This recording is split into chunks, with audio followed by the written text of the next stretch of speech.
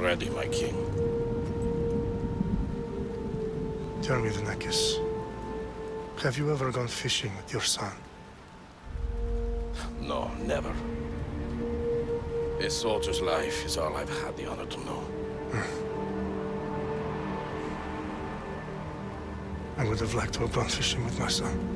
Odyssey's surprisingly good story and cultist system is swamped by an open world that is just a little too big, with an RPG system that is both too small and too cumbersome for its scope. Let us meet our fate, shall we?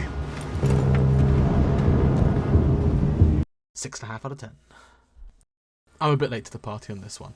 Assassin's Creed Odyssey came out in 2018, and even back then it was considered a secondary title to the vastly superior open world game of Red Dead Redemption 2. I'm not sure all that line of thought serves you and me very well. That's because, Cowpoke, you are a man of profoundly limited intelligence. No doubt.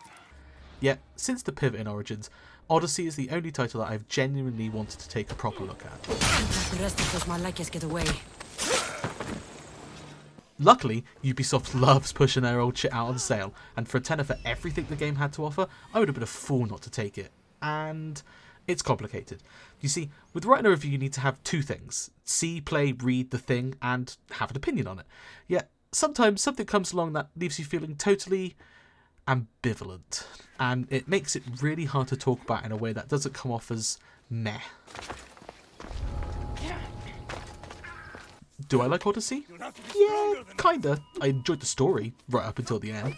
I loved the combat and the kicking right up until the end. I really enjoyed the open world, and on and on and on. You get the picture. It's an opinion that's said and done to death, and going into Odyssey and spending 90 hours in the game, I was really hoping I would have an opinion on it. Any opinion on it.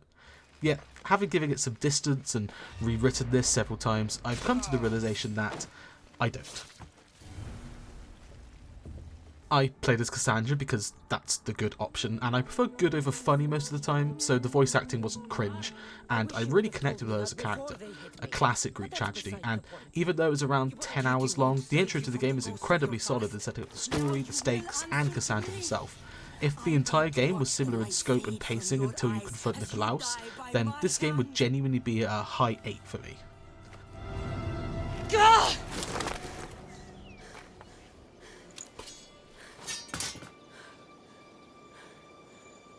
I loved you.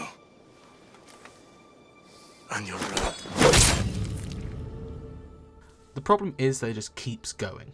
I'm not even talking about the story or the map. I'm quite literally talking about how the game doesn't have an ending. At least not one I could find before it burned me out. I got all three base game ending bits, the family, the cult, and the future, and each one felt satisfying. Until after the poignant ending in the future, instead of wrapping it all up nicely and sending whatever female Desmond was called off into the next game, she just gets back into the Animus and continues playing the game. My complaints about the horrific scaling, the mercenary system, and the sheer scope of the game pale in comparison to this, because I cannot believe that a story game of this size and of this price has no definitive ending cutscene. Some of you out there may be saying, oh, it doesn't matter, and I'm telling you to fuck off, because how many times have people complained about a TV show just continuing on past its endpoint to its obvious detriment? Odyssey is like season 15 of a TV show that should have stopped after season 5, and the satisfaction of this shitty game actually making me have a moment of emotion just before kicking me back into season 12 of Supernatural is jarring as hell. It doesn't matter how engaging the characters are, how funny it is to kick people off of stuff, or how genuinely fun and sometimes challenging these boss fights could be, if you don't have that moment of "It's done," and then lay back and finally see the Shire after so long as the credits roll, and then, what the fuck? What the actual fuck? It has to be a design choice to keep people playing for as long as possible in hopes that people like me will feel that they haven't completed it. Well, I'm older and I'm wiser than I was back in 20 in Ubisoft, you French pricks, so I'm not falling for it. It's a core decision that permeates this entire game, and I'm genuinely interested in a total conversion mod that just fixes all of this stuff. Adding credits, proper level scaling for areas, and the mercenaries, legendary weapons leveling up alongside of you. All of this stuff should be in the base game, but it isn't because of one simple reason: money. Ubisoft wants you to spend money in their shitty Helix store, so everything in the game is designed in a way that funnels frustration in that direction. Hate feeling underpowered? Spend.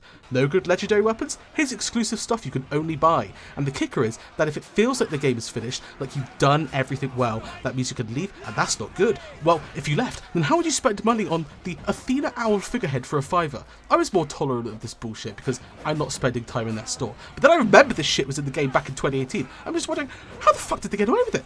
They cut the legs off possibly their best Assassin's Creed game since Black Flag because they wanted more cash, and that's just the way it is. That's what it comes down to in the end for me. The game is a beautifully detailed recreation of the ancient Greek world on a scope and scale that I have genuinely never seen before, and probably won't see again. It has a well-written, well-acted, engaging story in 3 parts, and that is even talking about how much fun the cultist system was, or how enjoyable climbing the ranks of the mercenary tiers were. That was until you hit the top tier and they spring 4 more, even harder tiers on you. And every enemy in the game is constantly 4 levels below, despite how stupid it is. The ship combat goes from the fun side gimmick to an annoyance. The death of Odyssey is the worst kind because it's slow. You don't realise the bloat and the mess until a few hours after it started, and you've been staring at inventory longer than you've been playing the game. And after all you've done, you've seen all the switches flick and you never get to fucking play the stupid. Get me to The ending. now. But I don't understand. Of all the places under Ilios, why risk our necks to go there?